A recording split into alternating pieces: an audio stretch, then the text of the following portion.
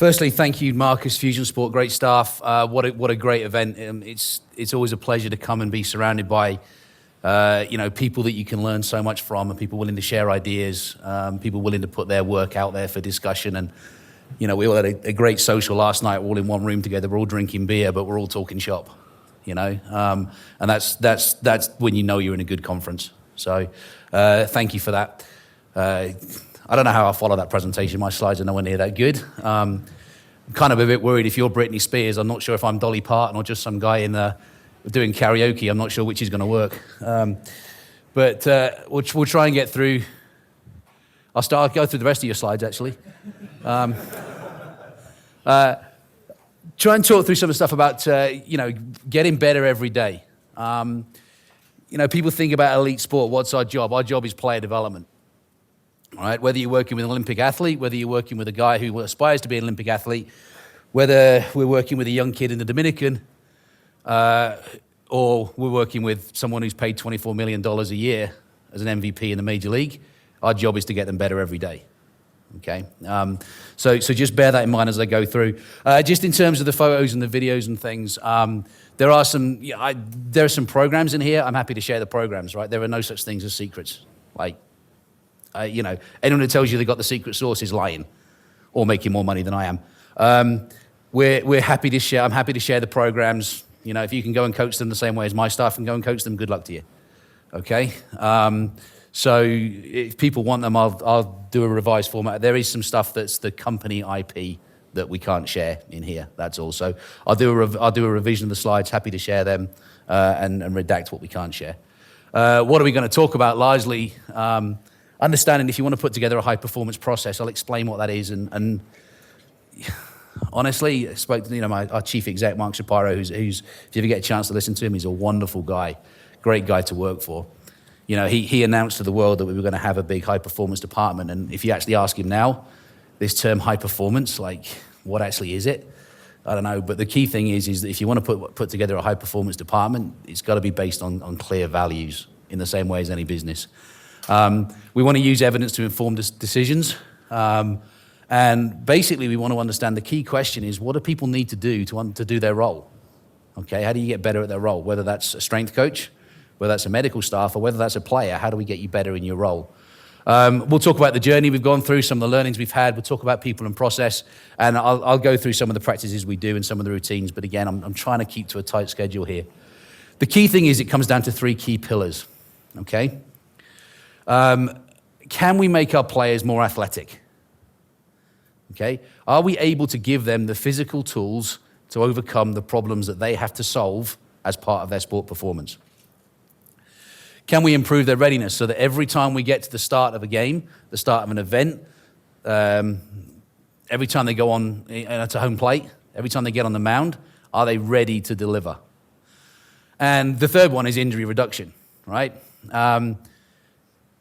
I have an issue with a lot of people start with the injury reduction thing.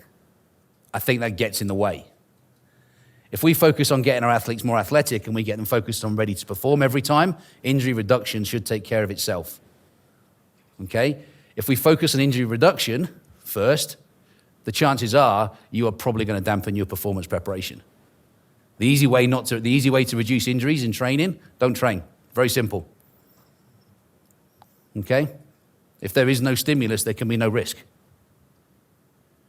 It's not going to get your athletes more ready. So focus on those 2 first. The injury reduction, if your process is right, should take care of itself. And ultimately, we're trying to win. So my journey, how did I end up at the Blue Jays? I was in Super League, professional rugby in the UK. At Widnes Vikings, we had some unique challenges there. We were in a brand new franchise. It was a great challenge for me. Someone said, look, I was with the national team. And someone said, what we'd like you to do is to come and work with a much lower budget, with the lowest pay grade in professional sport, and in terms of our player salary. And we're going to give you the world's first artificial rugby pitch, and we'd like you to build a department from scratch and prove this concept works. It was great. 3 years, went from a last place franchise to a playoff team. We changed 7% of the roster. Every year we reduced injuries by 18%, and every week or every year we made 1.5 times more players more available for the coach. Okay? So we demonstrated the proof of concept and the process worked.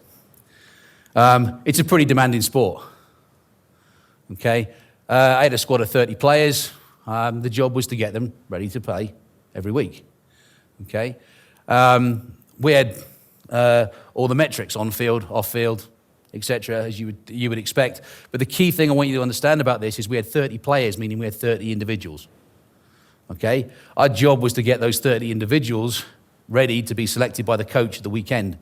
But they all had to have an individual approach to a team training schedule. So this, for example, was game day -3, which is our last real physical day before a game. And the zones on there are all individualized training zones that we knew that our thoroughbred athletes needed to achieve a certain amount of sprints and a certain amount of high-speed running in order to optimally prepare them for the game in 3 days' time. And our cart horses, for want of a better word, if they went over those sprint zones or did too much work, the chances are they weren't going to perform, or they were going to increase their injury risk. So, key messages there is individualize that data, okay, but don't individualize that data until you've got enough data to start individualizing, because you'll start to make the wrong decisions upon the wrong players. So take the time to build your database before you start using the data to make decisions. So we end up with a process about understanding the sport and the needs analysis, and then coming down to what does this mean for that individual. So we had daily pre-training data, a pre-training process. We measured things like professionalism. We looked at, what were they doing ongoing-wise, and then we came up with a thing every day that said, yeah, these guys are good to go, or these guys need the training modified, or these guys shouldn't train at all, one of the two. So that's where I went to a fairly controlled environment. Like I say, 30 players in an environment, I saw them every day. Saw my staff every day. And then I went to Major League, okay? Somewhere between 250, we've now actually got 320. We just had the international draft, signed 40 players in the system. And rather than being one site, okay, we now go from Toronto, the Major League Stadium.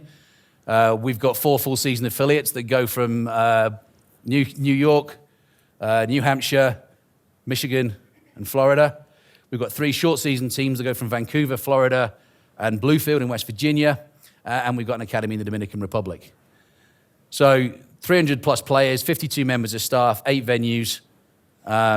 It's a slightly different challenge, all right?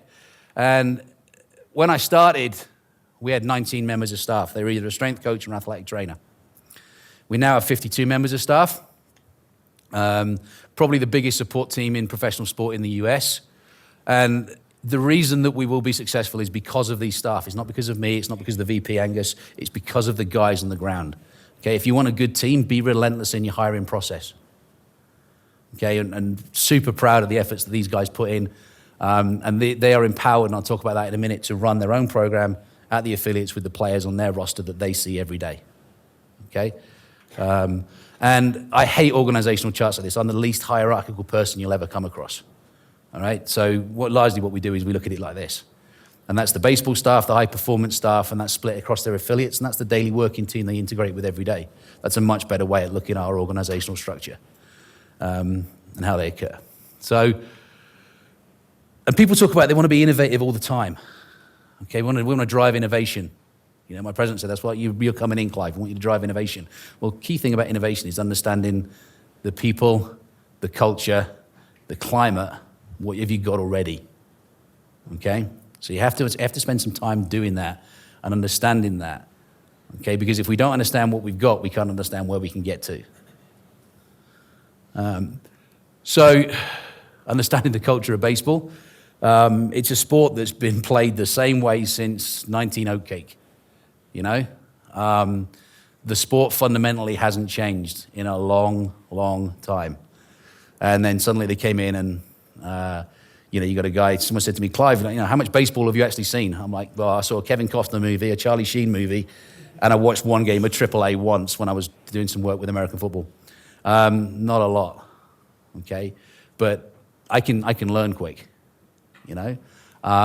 So spend some time trying to understand that and, trying to overcome the culture of the players where they can chew tobacco, spit it out, drink,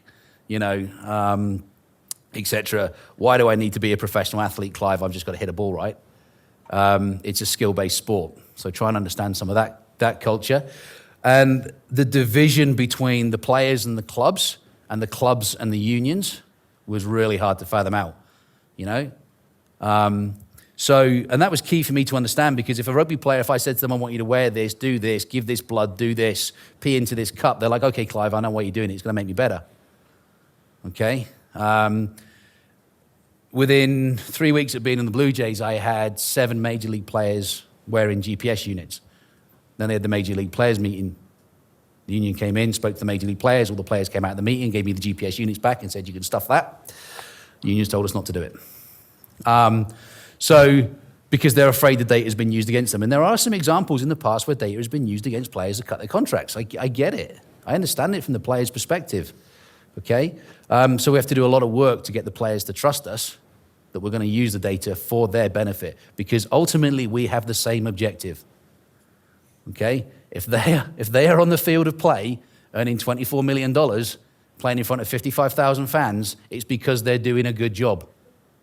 Okay? They get more money out of it. The club gets more money out of it. That means we're doing a good job. Everybody benefits. We have the same thing in mind. And that's a key message to spend time trying to get across to the players. But not only was there distrust there or bad relationships, there was also a big division between, the support staff. Athletic trainers did athletic training things. Strength coaches did strength training things. Baseball coaches did baseball training things. Okay? Well, Jesus, that means a player's on a conveyor belt. Athletic trainers told them one thing, then they go into the next room. Strength coaches, okay, you can tell me your strength coaching stuff. Now I'm going to go down here. Baseball coaches tell me the baseball things. The player's on 7 different programs. And that ain't it. So I'll talk to you about how we change that, okay, and change the culture of that, which is not an easy process. And then there's all the problems with the data. And, in Europe, in Australia, players are very used to giving the clubs data, very used to working with the clubs, very used to, in the States, there's that trust factor that we've got to work hard to overcome. But baseball's a highly explosive sport. These are highly evolved actions. If you actually watch a hit, if you watch someone hit, it's a violent action. It's about forward rotation. There's a lot of speed going through there. There's an excellent velocity of 105 miles an hour. On a hit, you can't do that if you're not explosive or powerful or can't generate forces, And some of the players rely on athleticism to do their job. And this is a key focus. This is why you need to spend more time looking at the individual. Don't look at the position player, and I'll come back to that. But if we've got these highly explosive actions. Sends a drive to deep center. Pilar racing back. Got it! What a catch on the track by Pilar! That's one of the best you'll ever see. All right, this is going to be one of his better catches we've ever seen. This saves 2 runs for sure, and he got a terrific extend. So, Kevin Pillar's like a one-man highlight reel, okay? Super athletic guy, super explosive guy. Every time he makes one of those catches, I just wait for that shoulder to pop out. It never does. He's robust, right? But why is he making those catches? Because he's starting in the wrong place, okay? So he needs that athletic action to compensate for his poor decision-making. How do we make Kevin Pillar better? Don't make him a better athlete. Spend all your time focused on putting him in the right place, learning the game, reading the game, his decision-making focus. We had another player, the coaches came to me and said, Clive, you've got to do a lot more work with this guy and his lateral movement skills. I'm like, why? My observation of him moving, my video of him moving, and the testing data that we have shows that he moves really well. They're like, Clive, he's a shortstop and he keeps missing the ball. I'm like, okay, so why is that? It's because you couldn't read it off the bat. So if we spend time doing a physical intervention with that player, we're wasting our time. We're not going to make him any better. Spend time doing a lot more live reads, a lot more defensive play, and integrating that with some stuff, then we'll get a better player. Okay? If we understand whether the problem is technical, tactical, physical, or mental, we can direct the intervention appropriately to make the best decision for that player. And then, our job is to really give these guys the tools to solve the problems that they face. Pilar hits it high and deep to right. Piscotti back on the track at the wall. It's over his glove off the wall. Coughlin is headed for third. They're going to wave him home. Here's the throw from Piscotti to home plate. And Molina didn't. Right? How much time do you think we do spend in dive forward rolls in baseball practice? Yeah, none. right? These guys are intelligent. They can figure the problems out. All we've got to do is to give them the capability that they know, okay, I know I can do this. I'm going to give it a go. Does that make sense? Yeah? So work with the players on their intelligence. And this is the worst part of our thing, you know. I was in the offices at the Toronto Maple Leafs, and I looked at their schedule. I said, your schedule's pretty good. They were like, only a guy from baseball can look at a hockey schedule and say that's pretty good. You know? 162 games in 180 days. There's our challenge, okay? Baseball is every day. You know, I have no idea what day of the week it is, okay? I can tell you dates, but like Sunday, Monday, Tuesday, that makes no difference to me. It's game day, okay? That's a pretty tough schedule. And not only that, people think, okay, but you got an off season. Not anymore, we don't. We're running 12 camps in the off season. Each camp has got a focus. Each camp's got an objective. It's, you know, it's 24/7, 365. So that's tough. So we have to practice. We have to do the physical training, the mental training, the lifestyle stuff around game day every day. But we have to get better. This is a typical travel schedule. I said last night I'd talk about it. So this road trip, there you go. So we started in Toronto, played a series in Toronto, went to LA, played a series in LA that ended with a night game, went to St. Louis, and then back to Toronto. A round trip of 33,000 miles, 12 days. So we put together a schedule where basically the players understand this is the flight time. We give them a nap strategy. So we work with Dr. Sherry Ma from San Francisco. She's great at advising us when's a good time that you can nap and not interfere with good sleep hygiene. So we give the players a target time, and then we give them a wake time, and then that's all based upon when is the game time. You know, and if you actually look, so we left LA here. The last LA game was at 7 o'clock. The flight was planned at 7 minutes past. Now we're lucky, okay, because we clear customs at the ballpark. So not that St. Louis needs customs, but if you know New York to Toronto, for example, they get on the bus. The custom agent seals the bus. We drive straight onto the runway. We get onto the plane. We don't have to worry about the normal stuff with the airport. But even so our departure time is here. Okay, it's a flight time of 4 hours. Then you've got the jet lag time or the clock change time. So we were getting to bed at 6 a.m. Okay, so when our sleep expert tells you every night you should be in bed at 10 p.m., yeah, that ain't going to work. Okay, so how do we work with that at 6 a.m. when the game time is 7:15 the next day? Okay, so we work with the players. We work with hotels in advance. So every player, we know their sleep bed number. So we phone the hotel up and say, this player is in this room. We want this mattress in that room ready for the player. Okay, each player has got their choice of eye mask that they wear, the ear protectors that they want to wear, the neck collar that they wear. They've got their own pillows that they travel with, etc. So we try and make it as much of a consistent environment for them as we can. You know, do they all follow this advice? No. Okay. Do some of them drink on the plane after the game? Yep. Okay. Do I think that's a good idea? Nope. But you got to work with what you can work with, right? So we did a sleep study in spring training. Sherry said, I'd like to do this study on professional athletes. I said, well, we'll try. I don't know how we're going to get compliance with this. She went, that's really easy. She got some sponsorship money. We said to the players, anyone who takes part in this 4-day sleep study gets a gift card, $50 gift card, right? Great. So suddenly we've got 200 participants for this sleep study. And we set Sherry up in the room, and we put her at a desk in the weight room, and it was great. Players would come up and say, listen, I've got this, I felt this, I've started this. And the coaches started saying, well, the players are talking to me about this. Is sleep really important? You know, so now we've got the coaches hooked on understanding the importance of sleep, right? It becomes a common discussion for us. Then we can get the coaches on the sleep sensors. Then we can start to, now it drives that. Now, that was Activigraph data. That was actually mine in spring training. You can see I get about 4 hours a night. But we can't replicate that in season. So what we can do is understand limitations of technology, what we can access. Whoop have got a really good relationship with us. They're endorsed by Major League so players can wear it on the field. Okay, and what we're looking at really is their quantity of sleep. We're not looking at breaking down their patterns of sleep and that sort of stuff. We're not looking at how much time they spend in REM. It's literally like, did you guys sleep long enough or not? Okay? So the players get that information on the phone, and it starts a discussion. They can come in and say, listen, my Whoop says this. What do you got? We train the staff to answer those questions. They can answer the questions live. Players buy into it. We start the discussion, et cetera, et cetera. So that's how we try and manage those sorts of things. Key thing for us, though, what we are trying to do is get everything centered around the athlete. Please do not center your interventions around the discipline. This is a key mistake a lot of people make, okay? I learned this a long, long time ago. Largely by accident, I was asked to help a cyclist out. And this cyclist was having problems with they were losing races, and their times were falling off towards the end of the race. And all the physiological data was great, everything was really working really well. But the athlete was like, no, I just lose focus, I lose concentration.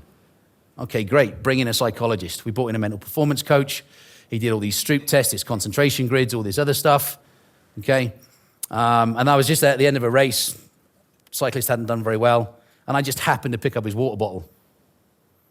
He hadn't drunk very much. I was like, how much do you drink? He's like, oh, not a lot. Then we did some dehydration studies. We found out he was dehydrated. We improved his hydration strategy. No more concentration problem. Okay?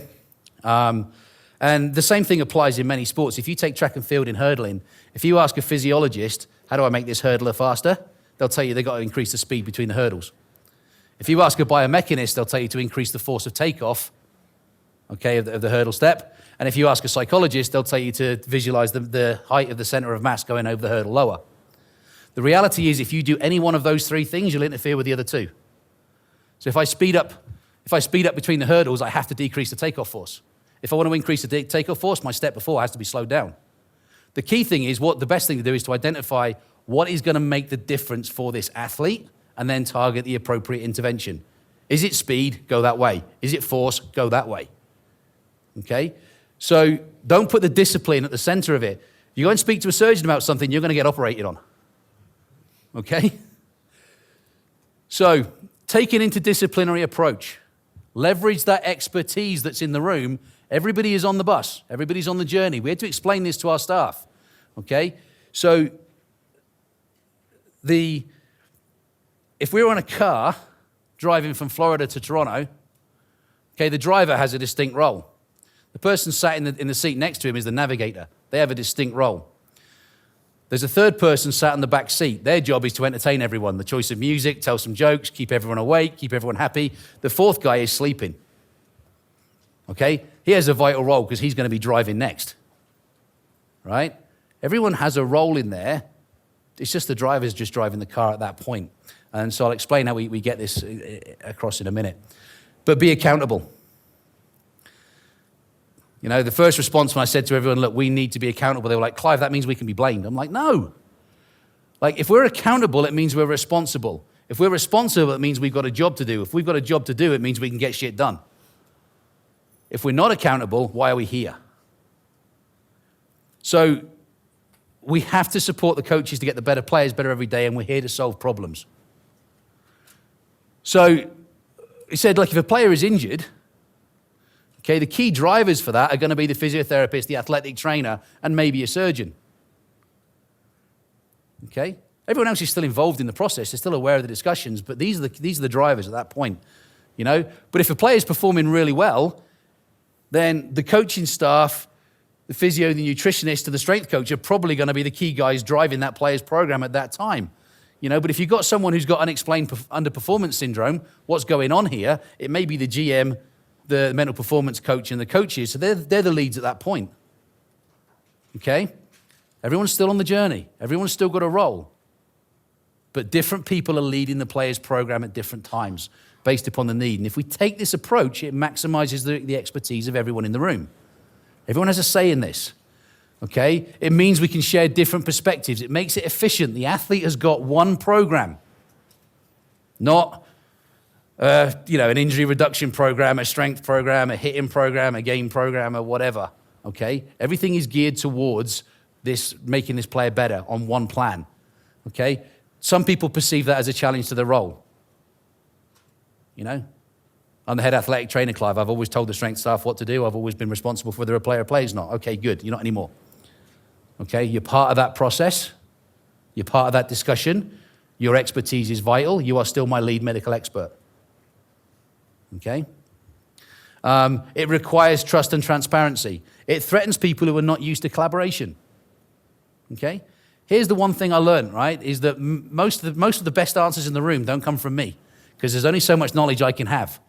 If I surround myself with people who are smarter than me, who are experts in their field, who are willing to share that expertise, okay, my job becomes a lot easier. They have the answers. All I've got to do is ask the right questions to pull those answers out of people, okay? And it requires a growth mindset. If you don't want to get better every day, if you don't want to be a learner, don't come and work for us. Actually, don't come and work in high-performance sport, because if you always do what you've always done, okay, you never get any better. So we surround the team around the player. So it's a player, there's a team of players, and then we put around them sports science, strength and conditioning, physiotherapists, athletic trainers, mental performance skills, nutritionists, mental health, etc. And then we use those to inform decisions, inform mechanics, and inform support systems and what players need. And we're accountable to 3 key targets. One is player availability. There's the key focus on injury reduction. Players not available, they can't play, right? So our job is to make the players as available for the coach as often as they need to be. Do we always get that right? Nope. Okay. Great example happened this year. We used our monitoring metrics. We came through. We said to the coach, look, you know, we've got a young player here who's 20 years old. He's a rising superstar in the game. He'd just broken the home run derby record, or just tied it. Okay. This guy probably needs a rest. Coach is like, okay, I hear you. Great idea. So we rested him on Canada Day, when we had our biggest crowd of the year coming to see the young sensation play. Oops. You know? But what we should have done is actually said, look, coach, somewhere between in these 3 or 4 days, this guy's going to need a rest. You pick when it's best for you, best for the team. You know? We look at performance and we look at development. Are our players getting better every day? And if you want to get team development, this takes time. Okay, there are some barriers to that. Okay, first is to accept the fact there's going to be some change. People have to be vulnerable. Okay, when I first got there, everyone was like, Clive, we're ready for change. Within a week, I realized that they understood that, yep, we're ready for change as long as we don't do anything different. So you've got to do some work there to develop the trust that change is the way forward. Okay, there's this fear I heard in America that I'd never heard before about stay in your lane. I need to stay in my lane. Guys, if you stay in your lane, you're going to get overtaken. Unless you're in Florida, you're going to get overtaken, undertaken, whatever. Okay? So, don't have this fear of conflict. Okay? Be open to challenge. Be open to people with new ideas from different perspectives, coming in and doing different things. You know? First issue we came across was we had a consultant nutritionist. She was the consultant nutritionist who came in and did the nutrition, right? That's my job. I'm the expert in nutrition. So we were trying to increase inflammation in a player and increase his adaptive response, and she was giving him a menu that was reducing inflammation and reducing inflammation response, and we were working against each other. Why? Because there was no collaboration, no talk, but she was used to being the nutritionist. I make the nutrition decisions. Okay? That's not it. So conflict is healthy. Challenge is healthy. That doesn't mean you've got to go into an argument with everything. That's not what we want at all. But you've got to be open to challenge. You've got to be open to someone say, why don't we do this? Has someone thought about that? What about this idea? Why are we doing that? In the strength, why do you do that in the weight room? Okay? People have got to be committed to this. We're on this journey. Okay? If you're not on the journey, don't try and fight it, because that means you come to work every day being miserable. Okay? I want you to come to work every day with a smile on your face. I want you to enjoy being here. I want you to enjoy being part of the team. Right? So commit to it. But be accountable. Hold each other accountable. Okay, guys, we said this player needed this test done today. Who did the test? Who's going to do the test? Did we do the test? Did we do the test well? Did we get the right data? What does the data show us? Okay? And that's an hour after the player has arrived. We need all of that done. We can't sit in a team meeting in the morning saying this player needs a YBT test done this morning. Everyone goes, yep, great. Someone else will do it. That ain't, it doesn't get done then. And we need to focus on results. Whatever those results are. Is it availability? Is it performance data? Is it win-loss record? But we need to focus on results. And there were some challenges and some mistakes to this. The first one was about this high-performance model. I opened up with that. You know, the chief executive said, we've got this high-performance model. We've got this guy from the UK coming in. He talks funny, okay, but he's going to lead us through it. And I was like, great. And everyone got there and went, we have no idea what high performance is. What is it? It's this athlete-centered, interdisciplinary, integrated approach, blah, blah, blah. They're like, what does that really mean? You know, we've had strength coaches in the game for 20 years, Clive. We still get injured. Someone, come on. So, you know, sharing a common mental model of what your mission actually is. Someone mentioned it yesterday, right? Understand what your mission is and be clear about that. Where do you focus your energy? So I came in, I looked, I was like, okay, in any situation you go into, typically there's going to be 50, 60% of things that are going to be good. There's going to be 20% of things that you're going to go, okay, yeah, I can live with. And there's the remaining 30% you go, we've got to change this. Okay? Where do you focus your energy? If you put 100% of your focus on the 30% of things that need changing, okay, you'll get things achieved quickly. However, you don't build trust in the people that have been there a long time. So you've got to think about where do you put your energy to build trust to enable you to make change. Because people need to understand that the reason you're making change is to make everybody better, right? The problem is when they've spent a long time doing something, that threatens people, and rightly so. You've got to establish that psychological security that says, you know, you guys are good. We want you on this journey. You've been doing some great things. There is just some things we need to do a little bit better and to move forward. I didn't always get the balance of that right. So how fast do you go? Where do you put your effort? We were a playoff team in 2015. Why? Because the GM had traded away all our development system and bought a team to win the World Series in 2015. We knew in 2016 that team would probably carry over, but beyond that, it was going to be too old and past it. So we had a window about where could we put focus. And then you've got to evaluate your staff. What's their will and what's their skill? If they haven't got the skill, we can make them more skillful. If they haven't got the will, that's going to be a battle. So look at people's skill sets and decide where are we going to make most of the effort. Are we going to focus it at Major League? Are we going to focus at minor league? We made a decision. We were going to spend a lot of our time at Major League to start with, make as much impact and change as we could that would sustain us through this potential championship season, and then focus on the system. Okay, this year in September, we had 19 players playing in the Major League who've been drafted 2015 or after. That for us is a great achievement. You know? So watch this space for where the Blue Jays go. But we're about player development at every level. And when you take the expertise from the front office and combine it with high performance, you get the resources, you can innovate. When you work high performance combined with coaching, we can actually develop performance. And when you take that, the coaching in the front office, we can manage our assets, i.e. our rosters and our player development process. But understand, our mission is to get better every day to bring the World Series back to Canada. That's why we do this. And we do it in the process that these are our values. That's our mission. These are our values. So we want you to collaborate. If you're a pitching coach and you want to change a pitcher's action, you've got to work with the medical staff and the strength staff to understand what's the impact upon that kinetic chain of that player. You need to collaborate and have that discussion. So for those scientists in the room, here's the key thing. The data does not make decisions. The data informs discussions. Experts in those discussions make the decisions. Okay? We need to learn. We're in a division with the Red Sox and the Yankees, right? And all our income is in Canadian dollars and all our expenditures are in US dollars. There is no way we are going to build a winning team based upon expenditure, right? It ain't going to happen. We can't outspend them, but by Christ, we can outlearn them. You know, our job is to be world-class at learning. Get better every day. It's about empowerment. Okay? Our staff are fully empowered to make the decisions on the players in front of them. Why? Because we value their expertise. They see the players. I don't. Okay? So we've built the model, we've built the processes, we've developed the training, we've given them the skill sets they need. They are fully empowered to enact those and make those decisions.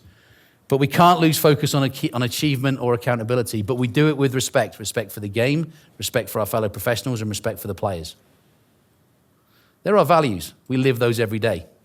Not only, they're not words on a thing though. So, okay, behaviors are things that we will evaluate you against. We want you to be the teammate that you want every day. Okay, and great cultures have that. The All Blacks, okay, Liverpool, United when I worked there. They're cultures that you work in that have a way of doing things. That's what we want to achieve. Culture, there's that great quote that culture eats strategy for breakfast, right? Shapiro actually changed that round and said, no, culture is our strategy.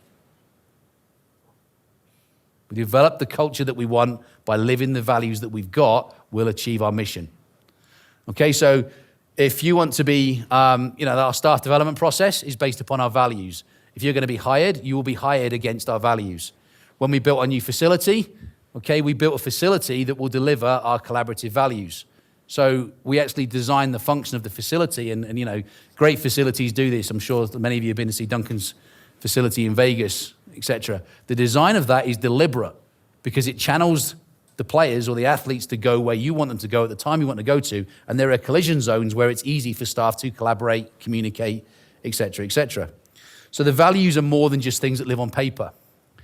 So we have process, we have data, we have analysis, and we have innovation. Okay? Process is about what do we do every day, quality, communication. How do we gather, store, access, communicate information? How do we analyze it? Okay, and then how do we make it better? How do we develop things? Here's the key thing though, if you're a technology company, understand this. I don't care what your product is. Okay, don't come to me and say this is what our product does.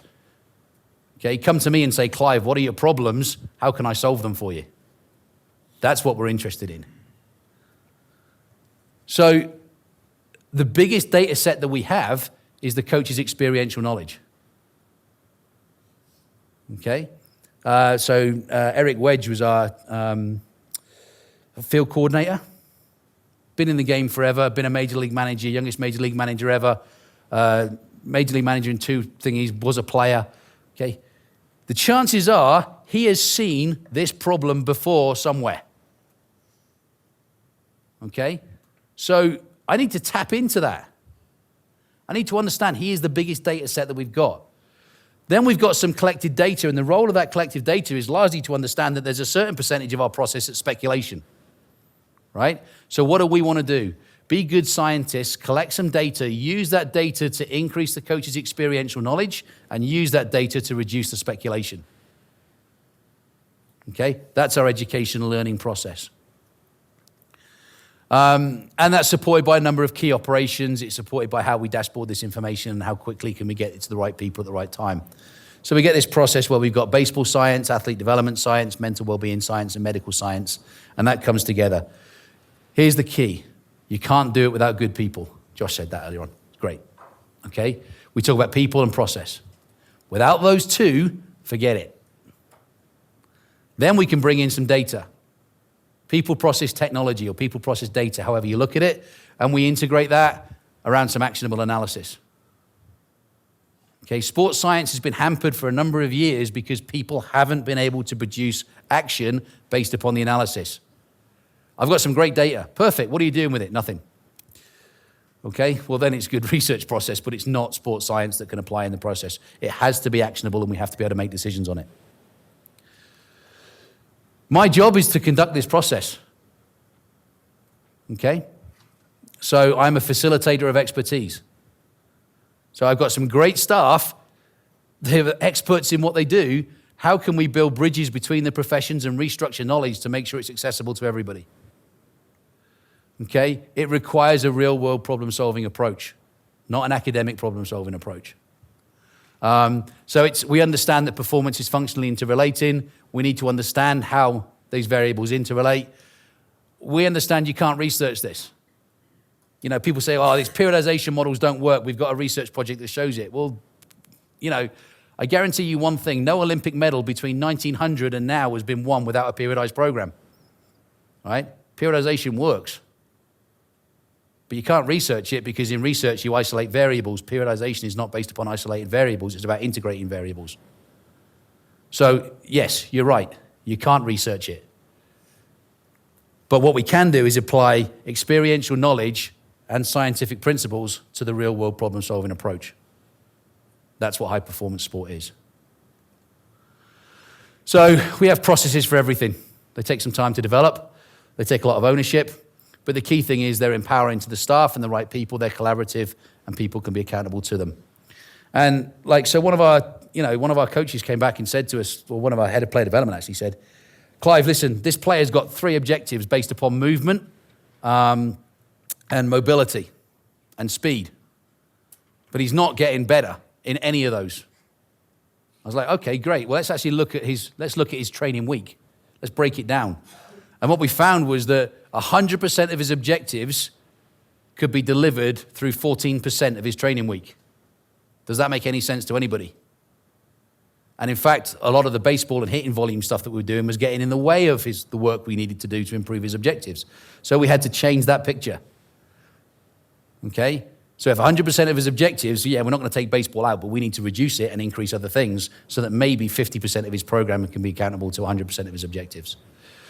So I'm sure, you guys will have ACL strategies or whatever, but understand what the process is, what's the objective markers, what's the data, how do we measure this process, okay? The key thing is we need to understand the need. So if you're a starting pitcher, you've got to pitch every 5 days. You're going to do 30-ish starts a season. We want you up to 8 innings per start, although there's a target of 7 to 9 innings or 130 pitches. That's our job. That's what we're trying to build. We need to understand that. Okay, relief pitchers are different. Hitters are different. So we have to support the coaching process, okay? Whether that is in a pitching action, a hitting action, whether that's on the base running strategy, is the player able to achieve the number of accelerations, decelerations, movement skills, transition from a sideways stance to sagittal plane running, okay? They said, Clive, our roster's not fast enough. What can you do about that? I said, easy, recruit faster players, because this is what we've got, okay? I can make a donkey faster, but it's only ever going to be a fast donkey. I'm not going to make it into a thoroughbred, right? So understand how your metrics are used to enhance the player, and then every player has a plan. 300 players in our systems, 300 player plans. Our job, when this started off, we said, okay, we'll have a technical plan, a tactical plan, a physical plan, a mental plan, and then we realized very quickly that was just ridiculous, right? What's going to make this player a better baseball player, okay? And when we understood that, okay, it may be a hitting goal, okay? So, for example, here, footwork, quickness, and body control. Okay, they're fairly physical. So there's the physical guy is going to take the lead on this. How is that going to be supported in terms of what he does in the mental performance routine? Nutritionist, how do you support that goal? Mental performance, what are you going to work on with the coaches to get that better? How are you going to develop his ground ball practice to increase that goal? So every player has a plan. The GM is aware of that plan, but he doesn't need to see this level of detail. He doesn't need to see the daily thing. The head of player development needs to understand that plan, but he doesn't need to see the daily detail. He just needs to see progress measures. Okay, the VP for high performance needs to understand what are the staff doing to contribute to that plan, but he doesn't need to see the daily goals.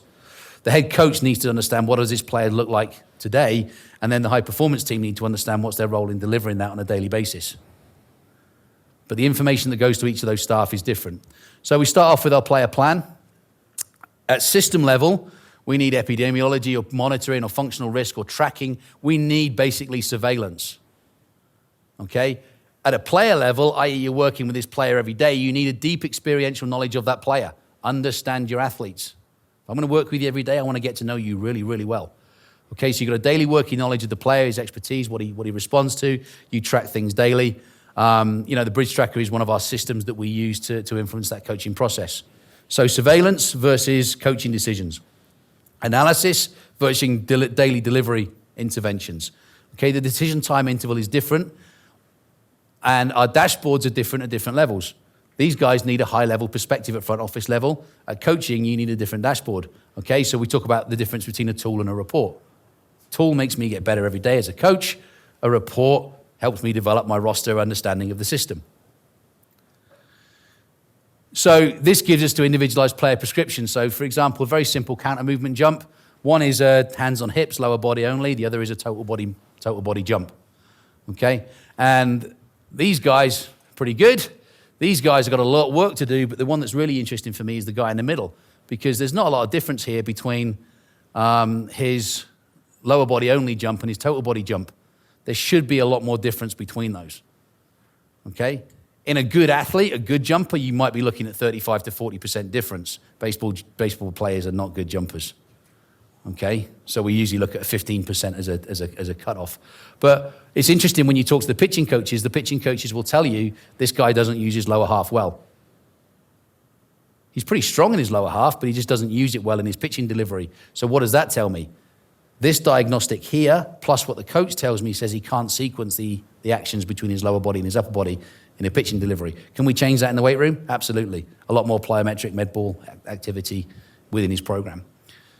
So we use it to diagnose things, and we take all these measurements on here. This is a typical player dashboard that our staff see. I'm going to disagree slightly with something that was said yesterday in terms of, like, here's red, right? Red does not mean stop. Okay? So we've changed the language with our staff. If it's yellow, okay, be cautious about it. Sorry, nope, complete lie. If it's yellow, be curious about it. If it's red, be cautious about it. That's the language we used, right? So we understand parameters, we set flags, okay, but there's no absolutes. Yeah, he's in a red zone, why? He's in an amber zone, why? Sorry, yellow, forget I'm in America. Yellow, right, why? Ask the question, don't just look at the numbers. Why is he in that zone? So that will then guide us to say, okay, this is the start of the year assessment. What do we need to track? Okay, and this athlete, for example, I'm going to be curious and cautious about his hip range of motion. So I'm going to track that. And I'm going to look at our interventions. Are they making difference? Are they not? And the athletic trainer and the strength coaches are going to be accountable to that. Okay, but how is that influencing his hitting action? Okay, this gives us individual emphasis. So we can say, yeah, this is the plan for this player. Okay, and then we can produce, using the software, this is the program for the player. If they're in pain, treat it. If they've got dysfunction, correct it. If they're deficient in something, train it. Make it better. Okay? If they're competent, load it. Okay? Whether that's faster, higher, more, etc. But stretch them. Okay? So fairly simple principles. And this is how it influences routines. I'm kind of conscious of time, so I'm going to skip through this a bit. But okay, this is a player one routine. So this might be a relief pitcher, it might be a backup catcher, it might be a pinch hitter or someone who doesn't get a lot of playing time. Okay, so they're going to lift before. So they're going to arrive at the ballpark, have some lunch, some individual preparation time. Then they're going to do their weights, into some recovery, some cage work.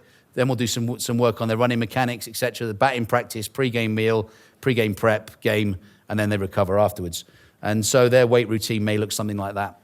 Okay, a bit more strength, some clean pull exercises. This is largely based upon potentiation because they're going to play later. So we want to do things that are going to potentiate them a bit more. Okay, so that's the aim of that program with these players. This is a different player. Okay, so this might be, for example, an everyday starter in terms of position players, or it might be the catcher. So they're going to arrive slightly later. They're going to have some lunch, some treatment, some cage work, some running mechanic stuff, batting practice, pre-game meal, game, and then post-game weights. And then depending upon their playing volume, okay, we may do that three to 5 times a week, 2 to 3 times per week, or 1 to 2 times per week. Okay, but trust me, if you're an everyday catcher, you do not want to come in and say, okay, I'm going to do a full weight training session now. That ain't going to work. Okay? So we spread their load across 5 days, for example. And that their routine may look like this. Okay, so a lot more, let's call it positioning, posture control work. So maybe a barbell front squat, dumbbell lunges, kettlebell work, etc. Single leg RDLs, those kind of things. So we target what does that player need and when are they getting that stimulus. Starting pitches we talked about yesterday. These are a lot easier. So they play a game. After the game, we do an unwind. So if you spent all your time rotating this way, we're going to do an unwind, rotate you the other way. Okay, so it's a neural compensation thing. They may do some rotator cuff work and some flush exercises in terms of a cool down massage, etc. The next day they're going to play light catch, what we call their tactical lift. So this basically is going to correct things that we've looked at for them as things that need working on. They might do some closed kinetic chain posture work, and they may do some conditioning work. That's usually the big day for conditioning work there. Then they do semi-long toss, do a total body lift. This is their big strength program here. Open kinetic chain work on the shoulder and some speed work. Their side day, this is when they throw the bullpen.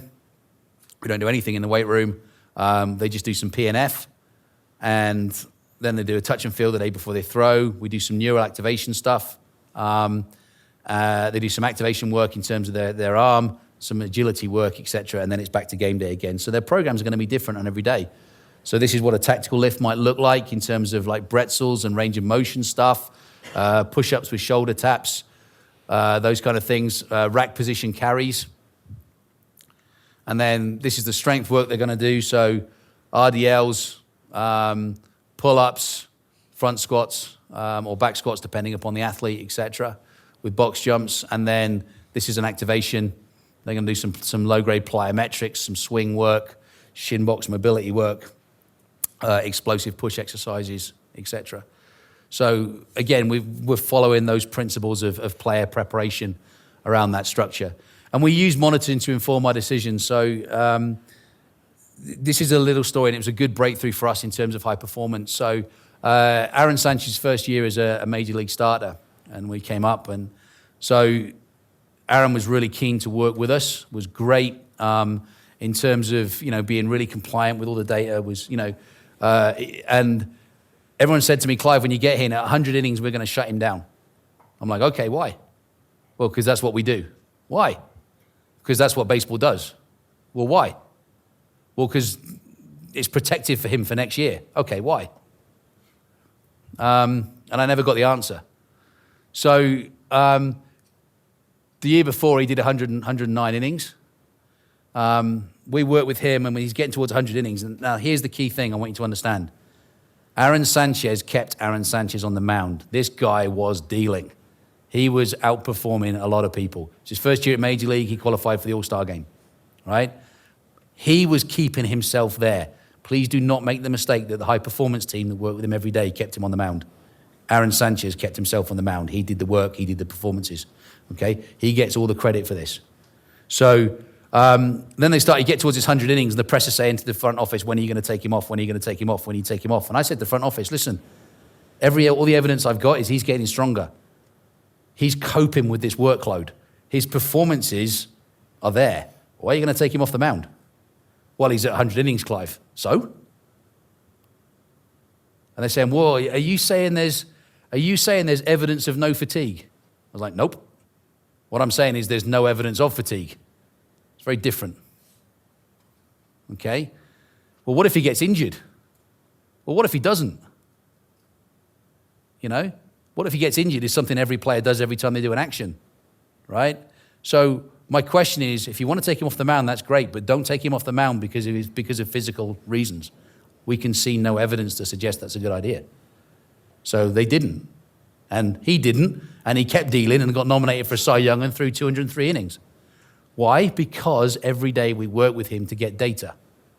And we could look at where was he in terms of his performance data? Okay, so fastball, change-ups, sliders. What's his spin rate? This is a big concern for us because if this starts changing, it means he's changing his delivery action.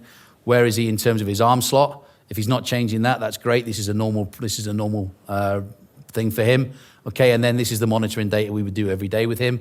And then we had once a week, we would do lower quarter YBT. Once every 2 weeks, we do upper quarter YBT. We did grip data every day, et cetera, et cetera, et cetera. So the evidence we had was enabled us to manage his program. And it was great. So they said, does this really work with Aaron? Could we do this with all our players? I'm like, absolutely. So we did. We can use force plate data. So this is the start of a rehab, and this is the ASH test data. And we said, look, the ASH test is great. We can understand it. But it's an awful lot, to do 9 pushes, 3, 3, 3, and 3 out here every day. That's a lot of work.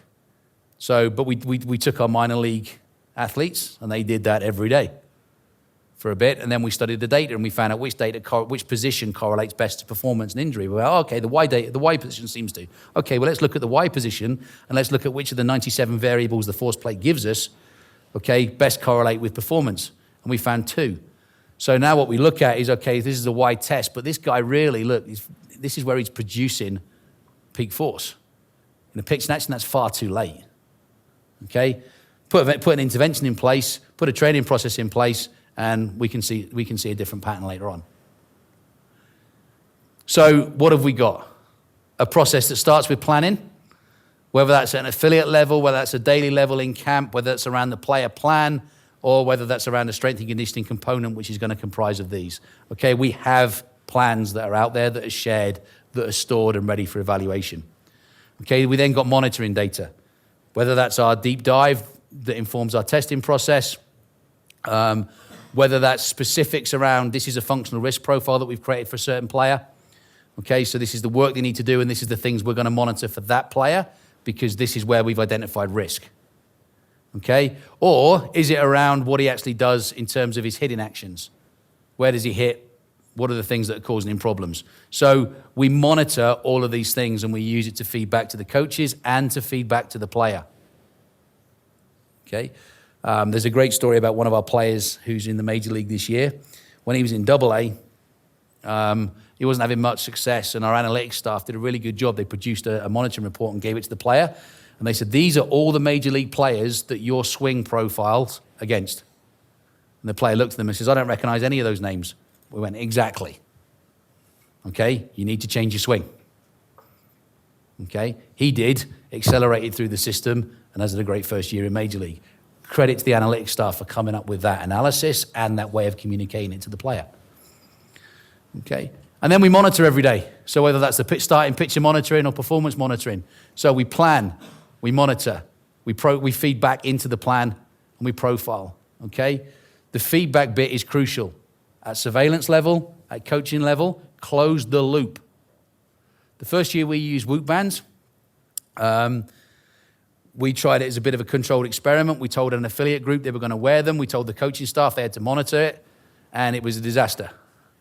Because the staff didn't really understand it, the players didn't really engage with the data, and no one got any feedback, so we just scrapped it. So this is not going to work. So we then changed the story a little bit, saying, guys, you know, who's struggling with sleep? You'd be interested in wearing this. What it will give you is this and this and this. All right, okay, well, yeah, do I get the data on my phone? Yeah, you get data on the phone, you get some feedback straight away. What does that data actually mean? Ask this member of staff, okay? Now players are getting the feedback loop closed. The staff are involved in the interaction, okay? We now have over 80 players who are asking to wear this device, okay? What a change. All because of closing that feedback loop. It's massively important.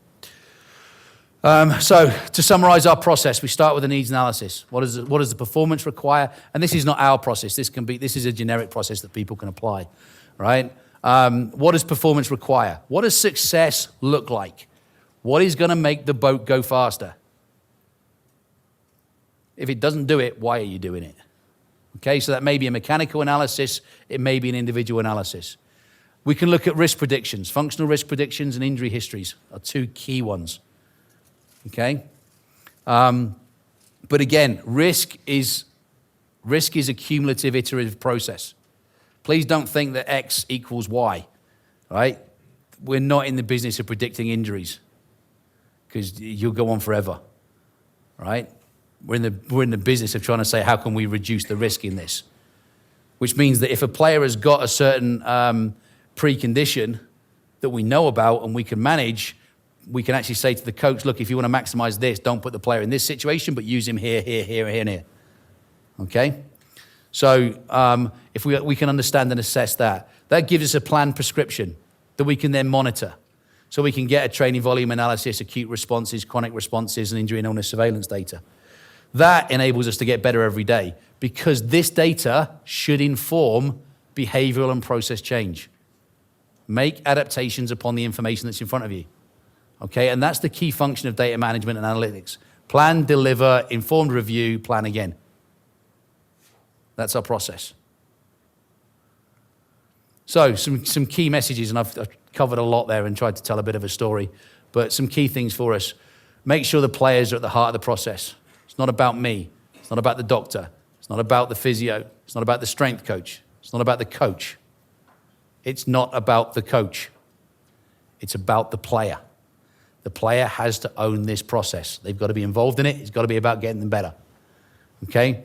And best performances occur when what you can deliver is what people need. Okay? So build your system around that. Culture is our strategy. Collaboration and empowerment, they're not always efficient. It takes time to talk to people. It takes time to solicit opinions. It takes time to have expert discussions, but it's effective. Okay? Now for us, relationships where there's a big geographical challenge are not easy. Okay? But they're important. Trust is at the core of your process, and values must be more than words. Hold people accountable to your values, whatever they are. Okay? And people process information will guide this. Okay? If you want good people, be obsessive about your recruitment process. Okay? And if you want good information, get the right information to the right people in the right time in order to help them make the decisions they need to make. If the front office is waiting for me for information, that's no good. If the coach is waiting for me for information, that's no good. I've got to be thinking ahead of it to say, what do these people need to build the system to get it to them in time? Okay? And feedback and accountability are crucial. Close the feedback loop. Here's what we did. Here's why we did it. Here's how it helped you. Here's how it didn't help you. Here's how we're going to change it. But be accountable to that process.